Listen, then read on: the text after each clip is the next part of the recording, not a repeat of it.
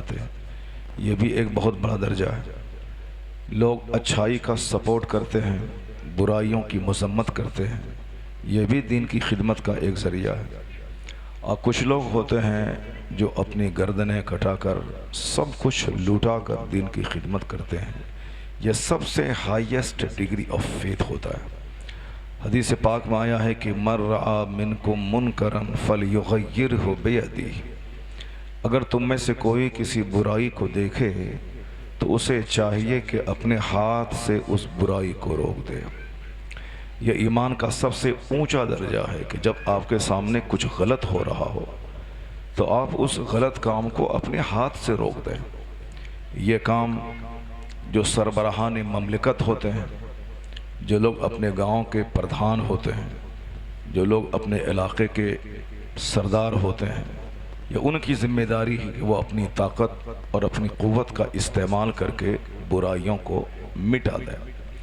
اگر کسی کے پاس اتنی طاقت نہیں ہے کہ وہ ہاتھ سے برائی کو روک سکے تو پھر اس کا سیکنڈ درجہ ہے، دوسرا درجہ ہے کہ فَبِلِسَانِهِ فَإِن لَّمْ يَسْتَطِعْ فَبِلِسَانِهِ، اگر وہ ہاتھ سے برائی روکنے میں اسمرتھ ہے، اس کے پاس اتنی طاقت نہیں ہے کہ وہ ہاتھ سے روک سکے، تو پھر اس کو چاہیے کہ اپنی زبان سے برائی کو روک دے، یعنی امر بالمعروف کرے، کہہ دے کہ جو تم کر رہے ہو یہ غلط کر رہے ہو۔ اگر کوئی شخص شراب پی رہا ہے آپ کے علاقے میں یا ہمارے گاؤں میں، جو گاؤں کے زمیندار لوگ ہیں، جس کی زمین پر وہ شرابی بس رہا، تو اس زمیندار کو چاہیے کہ اسے کہہ دے کہ صاحب اگر تم نے شراب پینا نہیں چھوڑا، میں تجھ کو اپنی جگہ سے نکال دوں گا، میں تیرے گھر کو توڑ دوں گا، میں تجھے اپنے راستے پہ نہیں چلنے دوں گا۔ اس طریقے سے اس کو طاقت کا خوف دلا کر برائی سے روکے۔ جو لوگ ایسا کر سکتے ہیں، جو ایسا نہیں کر سکتے ہیں تو دوسرا درجہ ہے کہ وہ زبان سے کہے کہ یہ حرام ہے، یہ غلط ہے، یہ کرنا گناہ ہے۔ اور اگر کوئی اتنا بھی نہیں کہہ سکتا ہے، یہ کام عالموں کا ہے، یہ کام واعظین کا ہے۔ جیسے ہر جمعہ کے دن خطاب ہوتا ہے کہ یہ حرام ہے، یہ حلال ہے، یہ جائز ہے، یہ ناجائز ہے، یہ عالموں کا کام ہے۔ عالم دین کسی کی گردن میں چادر ڈال کر اس کو مسجد میں نہیں گھسا سکتے ہیں، یہ کام نہ کسی نبی پر فرض تھا اور نہ کسی عالم پہ فرض ہے۔ انبیاء کرام بھی لوگوں کو صرف اتنا ہی کہتے تھے کہ یہ اللہ کا حکم ہے، یہ اللہ کا قانون ہے، یہ اللہ رب العزت کا فرمان ہے۔ تمام انبیاء و مرسلین لوگوں کے سامنے اللہ کے کلام کی تلاوت کرتے تھے اور احسن طریقے سے لوگوں کو دین سمجھاتے تھے، اور یہی کام آج علماء ربانیین پہ بھی لازم اور ضروری ہے۔ چاہے ایک بندہ نماز پڑھے یا نہ پڑھے، مگر عالم پہ لازم ہے کہ وہ لوگوں کو نماز کی فرضیت بتاتا رہے، نماز چھوڑنے کی مذمت وہ کرتا رہے۔ ایک بندہ نماز پڑھے یا نہ پڑھے، مگر جمعہ کا خطبہ بند نہیں ہوگا، عیدین کا خطاب کبھی بند نہیں ہوگا، خطبہ نکاح کبھی بند نہیں ہوگا۔ یہ کام علماء ربانیین کا ہے۔ قرآن شریف میں آیا ہے کہ تم میں ایک گروہ ایسا ہونا چاہیے جو گروہ یہ کام کرے، یعنی لوگوں کو برائیوں سے روکے اور نیکیوں کا حکم دے۔ کوئی گروہ تجارت کرے، کوئی گروہ بزنس کرے، کوئی گروہ کھیتی باڑی کرے، کوئی گروہ صنعت و حرفت سے کام لے، یعنی سب اپنے اپنے کام بانٹ لے۔ جب سارے لوگ سارے کام کریں گے تو لوگوں کو برائیوں سے کون روکے گا؟ لوگوں کو اچھی باتوں کا حکم کون دے گا؟ تو قرآن فرماتا ہے وَلْتَكُمْ مِنْكُمْ، تم میں سے ایک گروہ ایسا ہونا چاہیے جو لوگوں کو نیکیوں کا حکم دے اور لوگوں کو برائیوں سے بچائے۔ جو کام یہ کریں گے اللہ تبارک و تعالیٰ اس گروہ کے ذریعے لوگوں کو ہدایت عطا کرے گا اور لوگوں کو برائیوں سے روکے گا۔ تو دوسرا درجہ ہے زبان سے برائی کو روکنا۔ اور تیسرا درجہ ہے کہ فَإِن لَّمْ يَسْتَطِعْ فَبِقَلْبِهِ، if he is unable to do so، اگر وہ ایسا کرنے سے وہ اسمرتھ ہے، نہیں کر سکتا ہے ایسا، یعنی نہ ہاتھ سے روک سکتا ہے برائی کو، نہ زبان سے روک سکتا ہے، تو فَبِقَلْبِهِ، یعنی وہ دل سے اس برے کام کو برا سمجھے۔ اور ذالک اضعف الایمان، یہ ایمان کا سب سے کمزور حصہ ہے۔ برائی سے روکنا سب سے ہائیسٹ ڈگری ہے، ہاتھ سے روکنا، سیکنڈ درجہ ہے زبان سے روکنا، اور بالکل لوویسٹ ڈگری آف فیتھ یعنی ایمان کا سب سے ادنا درجہ ہے دل سے اس کام کو برا سمجھنا۔ اگر کوئی بدکاری کر رہا ہے تو دل سے برا سمجھے، اگر کوئی شراب پی رہا ہے تو دل سے اس کو برا سمجھے۔ یہ زبان سے کہہ نہیں سکتا، یہ ہاتھ سے روک نہیں سکتا۔ اگر دل سے بھی برا نہیں سمجھے تو سمجھ لے کہ وہ چوپٹ دی گریٹ، وہ ایمان و مومن کے نام پہ کلنک ہے وہ، چونکہ اس کا حشر انتہائی خطرناک ہوگا کہ جو برائی کو برائی نہیں سمجھے۔ اس سماج پہ عذاب عام نازل ہوتا ہے جب لوگ برائی کو برائی سمجھنے والے نہیں رہ جاتے ہیں، جب لوگ برائی کی مذمت کرنے والے نہیں رہ جاتے ہیں۔ اس عذاب عام کی چپیٹ میں نیک لوگ بھی آ جاتے ہیں۔ کہا جاتا ہے کہ نیک لوگ اس عذاب عام میں اس کی چپیٹ میں آ تو جاتے ہیں، قیامت کے دن سارے لوگ اپنے اعمال اپنی نیتوں کے حساب سے اٹھائے جائیں گے، لیکن جب بدکار بڑھ جاتے ہیں، جب برے لوگ بڑھ جاتے ہیں تو عذاب عام آتا ہے، اور اس میں نمازی بھی پس جاتے ہیں، اس میں شریف لوگ بھی پس جاتے ہیں۔ اور ایک عذاب وہ آتا ہے جس میں لوگ اپنا تو نماز پڑھتے ہیں لیکن دوسروں کو نماز پڑھنے نہیں کہتے ہیں، اپنا تو برائی سے بچتے ہیں لیکن دوسروں کو برائی سے بچانے کے لیے زبان نہیں کھولتے ہیں، تو پھر اس وقت وہ عام لوگوں کے ساتھ اٹھتے بیٹھتے ہیں، کھاتے پیتے ہیں، یعنی برے لوگوں کو دیکھ کر کبھی اپنا چہرہ نہیں موڑتے، برے لوگوں سے کبھی نفرت نہیں کرتے۔ ظالموں کے ساتھ بیٹھنا یہ خود ظلم ہے، ظالموں سے مسکرا کے بات کرنا یہ بھی ظلم ہے، ظالموں کے ساتھ دو چار قدم چلنا یہ بھی ظلم ہے۔ اس کا مطلب ہے کہ ظالم اس قابل نہیں ہے کہ ہم اس کو پیار دیں، ظالم اس قابل نہیں ہے کہ ہم اس سے مسکرا کے بات کریں، ظالم اس قابل نہیں ہے کہ ہم اس کے ساتھ 2-4-10 گھنٹے بیٹھ کر کے گپ شپ حاصل کریں، گپ شپ کریں، نہیں، بلکہ ظالم اس قابل ہے کہ میں اس کا بائیکاٹ کروں، میں اس کو ہاتھ سے روکوں، میں اس کو زبان سے روکوں، میں اس کو دل سے برا جانوں۔ اگر وہ میری جان کو خطرہ ہے تو کم سے کم دل تو میرے پاس ہے، اس دل سے میں برا سمجھوں، اس کو میں سلام کلام نہیں کروں، میں اس کے ساتھ نہیں بیٹھوں۔ یہ مذہب اسلام کا ایک بنیادی فارمولہ آپ دماغ میں رکھیں۔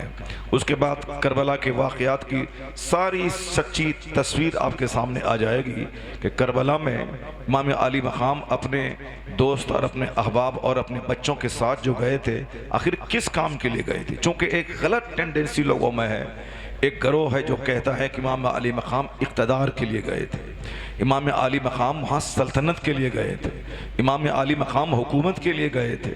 جب کوئی شخص حاکم بن گیا ہو اس حاکم کی اطاعت کرنا ضروری ہے۔ امام علی مقام نے اس حاکم سے بغاوت کی ہے، اس کی حکومت کے خلاف انہوں نے حکومت لینے کا پریاس کیا ہے، حکومت لینے کی کوشش کی ہے، تو حکومت لینے کی کوشش میں وہ مارے گئے ہیں معاذ اللہ۔ اس لیے کچھ لوگ امام علی مقام کو باغی کہتے ہیں کہ انہوں نے حکومتی وقت سے بغاوت کیا ہے، جبکہ امام علی مقام رضی اللہ تعالیٰ عنہ سے بغاوت جیسے گناہ کا صدور ہی نہیں ہو سکتا ہے۔ امام علی مقام شہادت و زندگی کے آخری دن انہوں نے پائی ہے، 55 سال 5 مہینہ 5 دن، جو روایت کے مطابق آپ نے شہادت پائی ہے محرم کی 10 تاریخ کو۔ یہ تو زندگی کا سب سے جو آخری دن تھا، اس دن آپ نے شہادت پائی، لیکن اس سے جو 55 سال بچپن سے لے کے جوانی تک انہوں نے جو کارنامے انجام دیے ہیں، وہ ہر زندگی کا ایک ایک لمحہ ہمارے لیے مشعل راہ ہے۔ امام علی مقام متقیوں کے سردار ہے، امام علی مقام سے بڑا کوئی نمازی نہیں، امام علی مقام سے بڑا کوئی مہمان نواز نہیں، امام علی مقام سے بڑا کوئی مجاہد اور غازی نہیں۔ امام علی مقام جوان تھے، حضرت عمر فاروق رضی اللہ تعالیٰ عنہ کی فوج میں شامل ہو کر وہ اسلام کی طرف سے لڑتے تھے، مجاہد تھے وہ۔ حضرت امام علی مقام سب سے بڑے نمازی کے رات بھر سجدہ کرتے تھے، بہت زیادہ قرآن پاک کی تلاوت کرنے کے شوقین تھے۔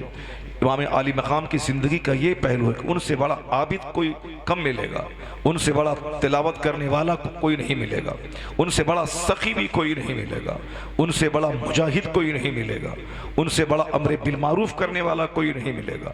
امام علی مقام کی زندگی کے یہ ساری کوالٹیز ہے جس کو آدمی کو پڑھنا چاہیے کہ امام علی مقام نے شہادت تو زندگی کا آخری دن پائے ہیں، لیکن اس سے ایک لمبی زندگی جو انہوں نے گزاری ہے وہ ساری زندگی نیکیوں سے عبارت ہے۔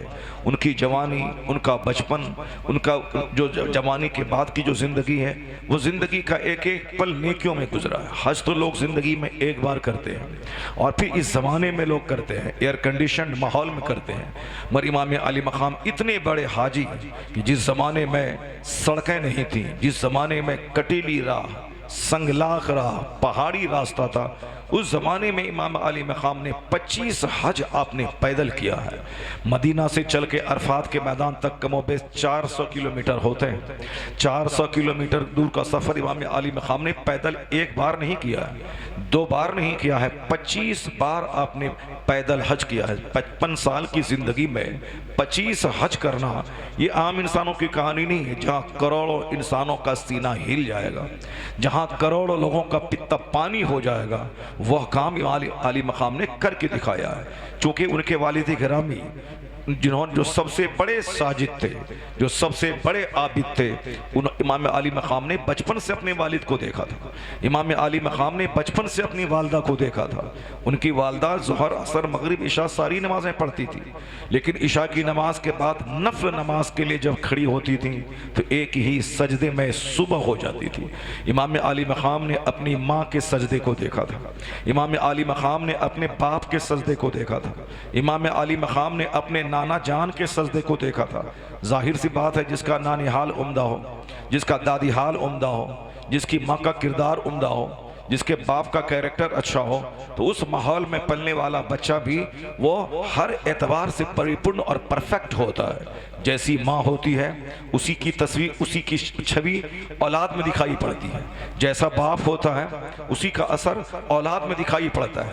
ایسا کبھی نہیں ہوتا ہے کہ بے نمازی باپ کا بچہ قطب ابدال ہو جائے، ایسا کبھی نہیں ہوگا کہ لچی لفنگی ماں کا بچہ اپنے زمانے کا قطب ہو جائے۔ استثنائی طور پر جیسے کسی ولی کے گھر میں کوئی شیطان پیدا ہو جاتا ہے، کسی نبی کا بچہ کافر ہو جاتا ہے۔ جناب نوح علیہ السلام رسول ہیں، نوح علیہ السلام پیغمبر ہیں، ان کا بیٹا کافر کا کافر رہ گیا۔ ایک پیغمبر، ایک رسول اپنے بیٹے کو سمجھاتے رہے کہ تم ایمان لے آؤ، اس طوفان سے بچ جاؤ گے، مگر جناب نوح علیہ السلام کا بیٹا کہا نہیں میں ایمان نہیں لاؤں گا، میں کسی پہاڑ کی پناہ لے لوں گا جو مجھے اس طوفان سے بچا دے گا۔ جناب نوح علیہ السلام کہتے رہے کہ آج کوئی نہیں بچائے گا سوائے اللہ کے، تم ایمان لاؤ، کلمہ پڑھو، کشتی میں سوار ہو جاؤ، بچ جاؤ گے۔ مگر انہوں نے وہ ایمان نہیں لایا، کلمہ نہیں پڑھا۔ ایک موج بیچ میں آئی اور اسی میں ایک رسول کا بیٹا، اولو العزم رسول، 1,24,000 کم و بیش انبیاء کرام ہیں، اس میں 313 رسول ہیں۔ 313 رسول میں 5 صاحب عظیمت رسول ہیں، یعنی بڑے مرتبہ والے رسول۔ اسی 5 رسولوں میں ایک نام حضرت نوح علیہ السلام کا آتا ہے۔ ان کا بیٹا کافر کا کافر رہا۔ یہ پوائنٹ اگر دماغ میں آپ کے رہا تو کبھی کوئی خبیث مردود آپ کو بہکا نہیں سکے گا کہ حضرت امیر معاویہ رضی اللہ تعالیٰ عنہ جب وہ صحابی رسول تھے، انہوں نے اپنے بیٹے کو خلافت کیوں دی؟ اگر خلافت وہ نہیں دیتے امام حسین کے قتل کا واقعہ ظہور میں نہیں آتا۔ چنانچہ کربلا کے سارے واقعات کی ذمہ داری حضرت امیر معاویہ پہ ہے۔ اس طرح سے بہت سارے لوگ ہیں لعن طعن اس صحابی رسول کو کرتے ہیں کہ کربلا کے واقعات کی ذمہ داری حضرت امیر معاویہ کے سر پہ ہے۔ نہ وہ اپنے بیٹے کو خلافت سپرد کرتے، بادشاہت دیتے، نہ ان کا بیٹا اہل بیت اطہار پہ ظلم کرتا۔ ایسا نہیں ہے، ان باپ نیک ہوتا ہے اور بچے کے تعلق سے اچھا خیال دماغ میں رکھتا ہے، لیکن باپ کے وصال کے بعد بچہ باپ کی نصیحتوں پہ عمل نہیں کرتا ہے، تو اس میں باپ کا کوئی قصور نہیں ہوتا۔ ایک صحابی کا بیٹا اگر فاسق ہو جائے، اہل بیت اطہار کا قاتل ہو جائے، اس میں باپ کا کوئی قصور نہیں ہے۔ چنانچہ ایک نبی کا بیٹا کافر کا کافر رہا تو اس میں باپ کا کوئی قصور نہیں ہے۔ باپ مومن ہی نہیں بلکہ مومنوں کے سردار ہیں، نبی نہیں بلکہ رسول ہیں، اولو العزم رسول ہیں، مگر بیٹا کافر کا کافر رہا۔